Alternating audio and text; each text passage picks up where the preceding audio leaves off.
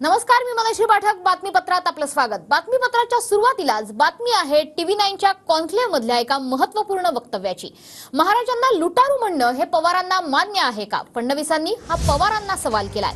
लुटारू म्हणणाऱ्यांचं समर्थन करता याची लाज वाटली पाहिजे, अशी ही टीका देवेंद्र फडणवीसांनी म्हटली आहे. तर फडणवीसांकडून सध्या शब्दच्छल सुरू आहे. सुरत लुटली हे बोलण्याचं धाडस त्यांच्यात नाही, असं प्रत्युत्तर जयंत पाटलांनी दिलंय. पवार असं बोलले की तुम्ही चुकीचा इतिहास सांगता. पवारांनी तुमच्यावर आरोप लावला ना आता एवढ्यात की तुम्ही चुकीचा इतिहास सांगता. पवार साहेबांना मान्य आहे का महाराजांना लुटारू म्हणणं? पवार साहेबांना महाराजांना लुटारू म्हणणं मान्य आहे का? माझा सवाल आहे.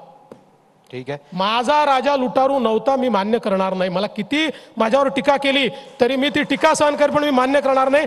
महाराजांना स्वराज्य वाढवण्यासाठी संपत्तीची गरज होती आणि सुरत लुटली. ती सुरत लुटली ही स्वराज्य वाढवण्यासाठी लुटलेली आहे.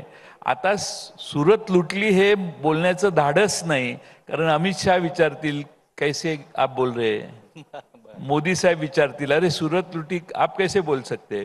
इसीलिए ये शब्द छल चालू है अभी.